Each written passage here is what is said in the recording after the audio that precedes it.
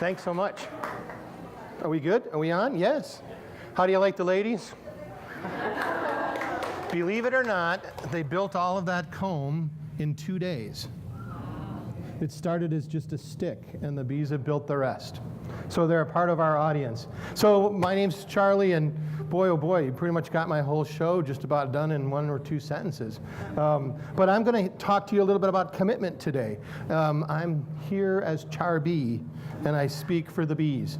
And today we're going to talk about how their level of commitment is something that we should behold. Prepare for puns. So I'm a beevangelist, and I'm committed to trying to help save the world. And I used to think it was corny to talk about it, but as I started to learn more about what's going on in this world and what's going on with the bees, it really is saving the world. It really is an active engagement in doing something that can make a difference. And so today I want to talk about commitment and how that works as far as my journey. So as was cited, I've walked along the path of being a BFA student, so I've learned about creative spaces, and I want to share my journey. Not that you'll necessarily follow in my footsteps, but maybe you'll think about commitment and what you do in your job, whether it's just on an assignment, or whether it's as a life's career, or whether it's just in trying to complete a project. So everybody works within a space like this, a sphere or a circle like this. Not everybody, but just about everybody. You get to do what you love to do, or maybe you get to do what you do well, or maybe you're doing something that the world tells you needs to be done right now. But we all work within some kind of a space like this. And I think that sometimes people are lucky enough to be able to work within a conjunction of 2 of those spaces, so they can do what they love to do and do what they love well and find that it becomes their passion. Or they can do something that the world needs but is something that they also love to do, and it can become their vocation. So there are things that can happen in our world as we work on a project or work on our own lives that can bring these circles together. And sometimes when we're really lucky, some of us might be able to work in a confluence of all 3 of these things. And we find that doing a job that we do well, that we love to do, can bring us a passion, can bring us a satisfaction that we can share with other people. Once in a while, if we're really lucky, we'll be able to find all of the circles come together.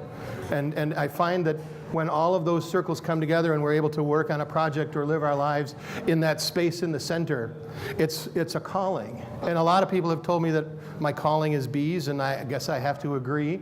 I've done many things in my life, and I've done it with passion, but this has been by far the most consuming to me, and I want to share with you that consumption and that passion and that vocation and that advocation that I have for the bees.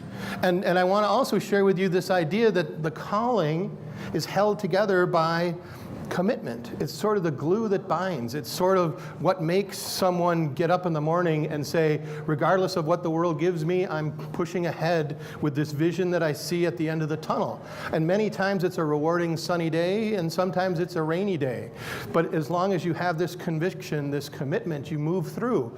And to me, when I started to push the circles together, it looked like a flower. You know, it looked like the way a flower is all curled up. So when I looked at a lotus flower, and I thought about how it had commitment to open and to become pollinated, become abundant by attracting the honeybees. It occurred to me that honeybees are the most committed entities on the earth, bar none.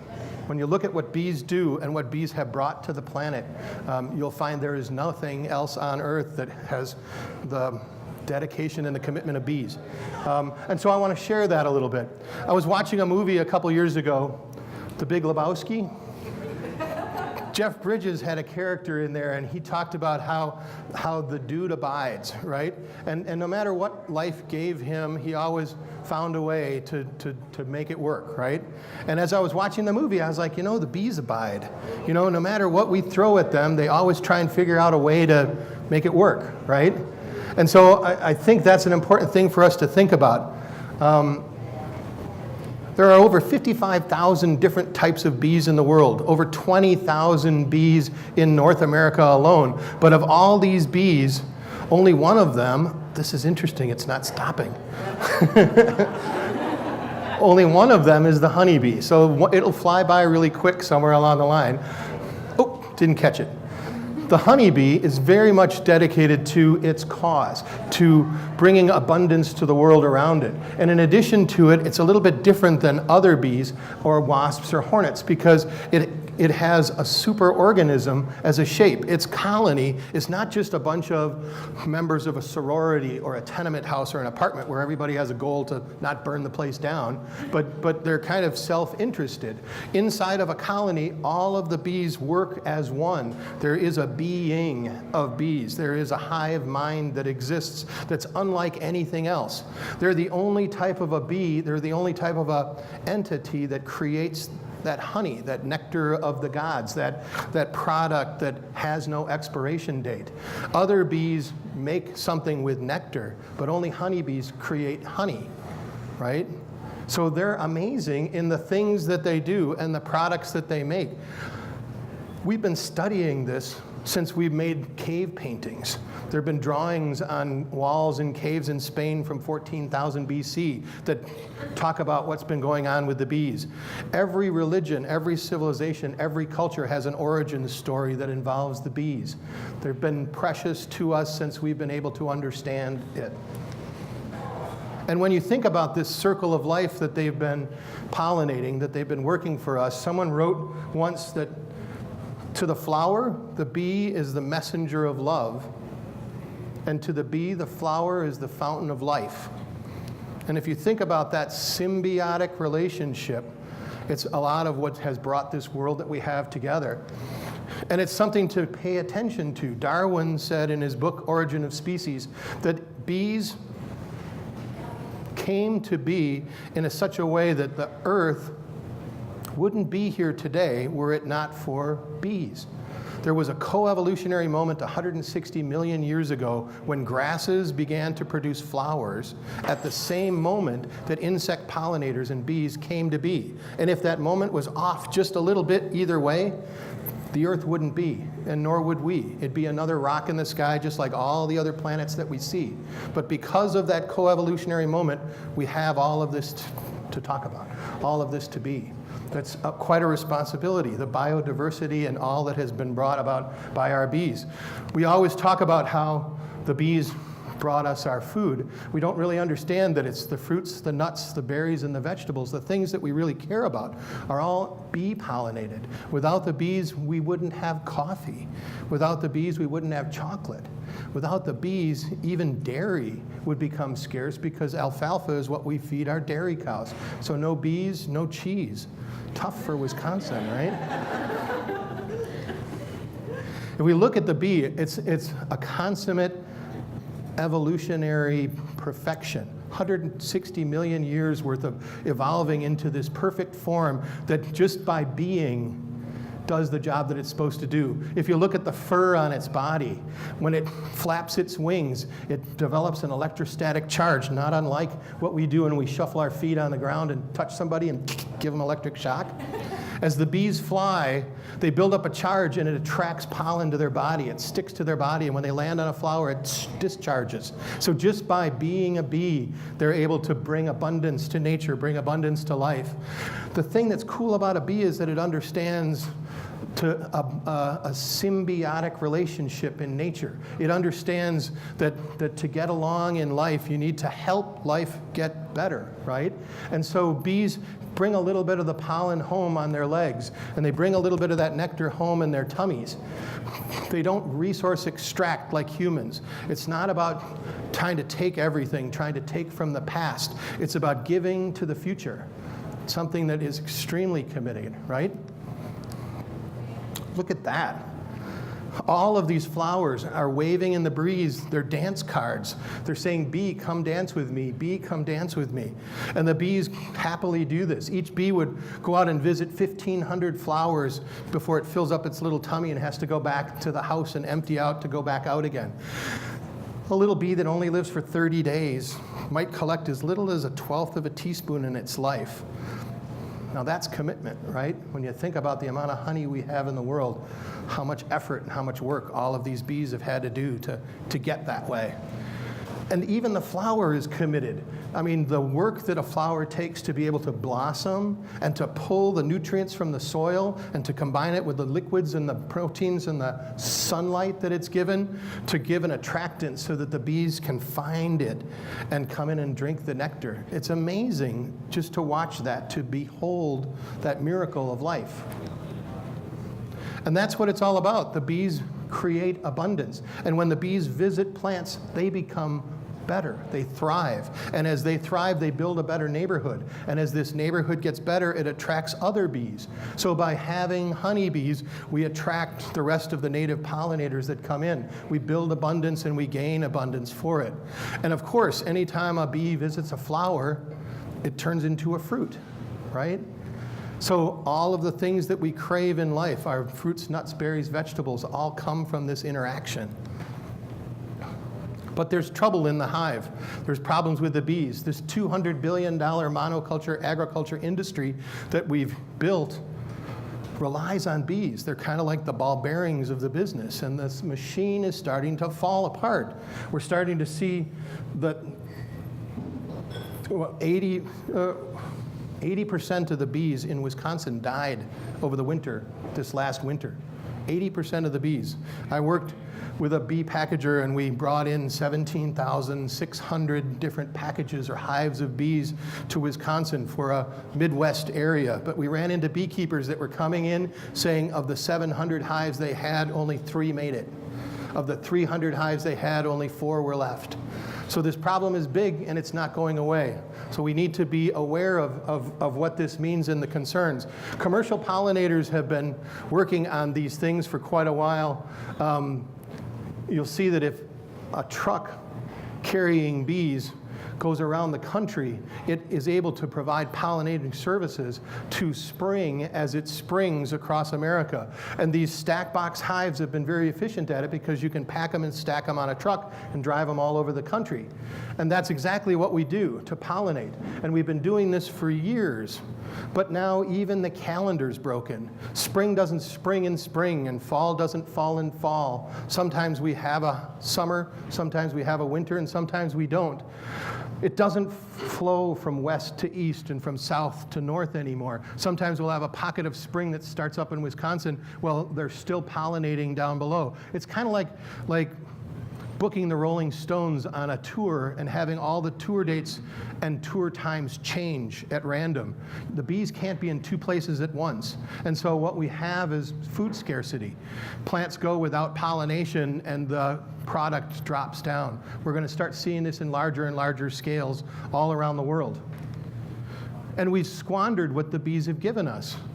Only 100 years ago, the 10 most cherished crops that we work with have gone from 3,500 varieties that used to be very good at understanding the weather and understanding the soil type and understanding the conditions, down to only 300 now. We celebrate the fact that we've got 26 types of lettuce when we used to have 500 only 100 years ago. So if the farmlands are what's causing us some trouble, it's time to bring the bees into the city. It's time to protect the genetics. It's time to protect them while we try and figure out what we're going to do about agriculture. And we are starting to understand it. We're starting to see places where they're planting rows within the monoculture style where they've got food for the other bees that don't get packed into a box and driven away. Imagine that. If you've got a gigantic orchard of almonds and nothing on the ground for miles and miles, and you pack all the bees up and go, what do all the rest of the insect pollinators eat when the flowers are gone and everything's turning into an almond? There's nothing for them to eat. So we're starting to see it in places, and it will get more and more as we see the need for it. So I've not always been obsessed with bees. I used to be obsessed with computers. And I, like many of you, got a BFA degree, a degree in graphic design and in industrial design. And I did it just about the time that Apple came out with the Macintosh computer. So when I left school, I went right into trying to make a difference, be a change, an agent of change in the world. I started working for companies trying to get ad agencies and design firms to think different about the way they create. You know, taking tech pens and tech rooms, really? Okay. And I started up this company called Third Millennium Design. And in this company, we made a smart studio. We said that we're going to try and put together all the pieces that people needed to understand this new way, this new paradigm shift of creating things digitally. And I helped a lot of people in the area embrace this digital technology. I did that for about 12 years, and after that, the industry took a turn. And I wasn't really as comfortable with the digital revolution and what it meant. And I needed to get out of the studio and get my hands dirty. And about that time, I met this guy. And at that time, not many people knew about Will Allen or Growing Power. And so I got to work with Will back in 2002, and I got my hands dirty right into the worm bins. And when he found out what I did before, he said, "You can't get your hands dirty. We need you to do marketing. We need you to help build our brand." And so that's what I did. I went around Growing Power, and I understood the aquaponics and the vermicomposting and all the different things. And that's where I met the bees. I met the bees because I had a really good beekeeper that showed me how the bees are not as scary. I was as afraid as anybody about a whole bunch of stinging objects. But when they demystified it for me and showed me that I could be in with the bees and understand not about the money and the honey, not about the products and the pollination, but about the being of bees, the bee-ness of the bees, I was hooked. I was stung, right? So I became the beekeeper there, and I brought bees into my own backyard and started to become a beekeeper using the traditional equipment that was there. But I realized it was heavy and cumbersome, and it brought about an awful lot of product that I really didn't need to sell, right? 200 pounds of honey per hive was like 180 pounds more than I needed, right? So the designer in me said, I want to try and reinvent the beehive, right? I want to try and think of a better way. So I went back to a whole bunch of people that I had helped embrace the digital future with, and some of them were in milling companies using CAD software and computer-driven woodworking tools, and I said, you know, I helped you get here, you owe me a favor. And at night, we worked on products to try and figure out a way to do what bees do in nature. So how does a bee make a house when we're not involved, right? It took a long time to understand that bees are creatures of pattern, and a beekeeper is a pattern recognitionist. And if a beekeeper can understand the patterns, they can talk to the bees. And so I started to talk to the bees, and I said, what do we need to make? And we built this beautiful hive that took everything I knew about bees and turned it sideways. And by doing it, everything got lighter and easier. And unexpected things started to happen that the bees were happier to be around. So was born a vented top bar hive. And I even applied for a patent with it. And I started a company. And one of the things I was able to do because I'm creative is say, you know, rather than just straight saw cuts, why don't I design this thing so it looks like a bee's head, so that the hive itself can be a teaching tool. So now even people who are afraid of bees, you can begin to talk a lesson about the bees by looking at the way the hive is built, right? And then along with it came all these other things. I needed to talk to local craftsmen about making accessories, and I needed to design a way to teach people how to understand the pattern of bees so they can talk to bees as well, right? I built a whole system. It took about 6 years to make everything necessary from harvest to catching to delivering babies, because bees want to be abundant as well. All the pieces of the puzzle. And then we started to go into production. We started doing a small-scale production run, and as interest started to go, it was time for me to find a partner and turn this into a business, right? Well, the interesting thing was that when I started to try and figure out what the business was going to be, I got stung. You know, many people have had the same type of thing happen. I got in with a partner, and the partner began taking all of my intellectual property and the things and making it his own.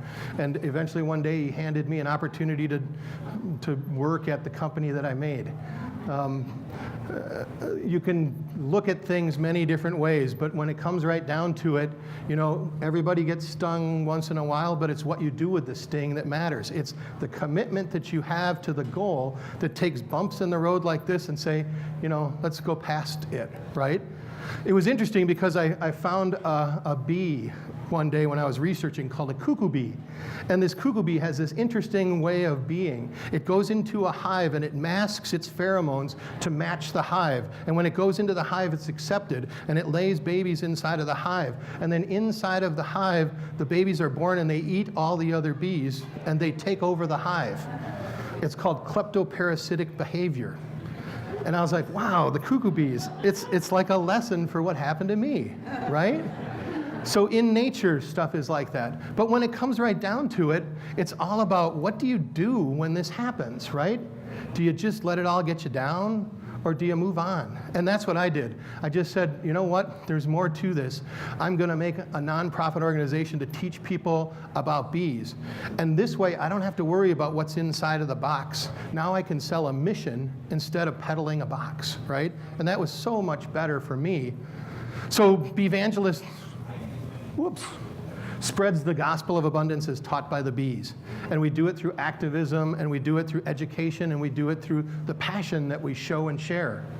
We got a home at Redeemer Lutheran Church, and all of a sudden the congregation started to get the buzz, right? And everybody started to embrace this idea and this notion, and it became apparent to the pastor that the message was the same, whether it was her gospel saying go forth and propagate, or whether it was the bees saying make the neighborhood abundant. This passion and this drive started to become infectious, and our community began to thrive. We even made a mural. We raised the funds to put a mural in the back of the church on 19th and Clybourne. You can see it from there.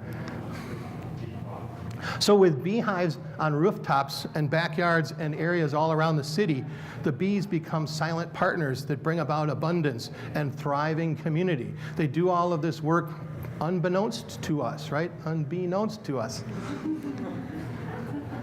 And every once in a while, I'll dress up into a silly costume in order to do a little bit more than just the advocacy and education. I'll do activism. So I've led demonstrations where we've tried to raise awareness about what's going on with the bees. We even had a die-in at City Hall, and it was really fun to behold. Just last Sunday was the first World Bee Day. The United Nations raised the level of awareness to a global point, and every May 20th from this day, from May 20th forward, there's going to be a world celebration. And we were one of the first ones in Milwaukee to throw this celebration at Redeemer Church, and it was really wonderful. So I teach little kids all about bees because they're going to inherit the problems and the wonders that we've made for them, right? And then I teach the young at heart because they might still be able to make changes, right?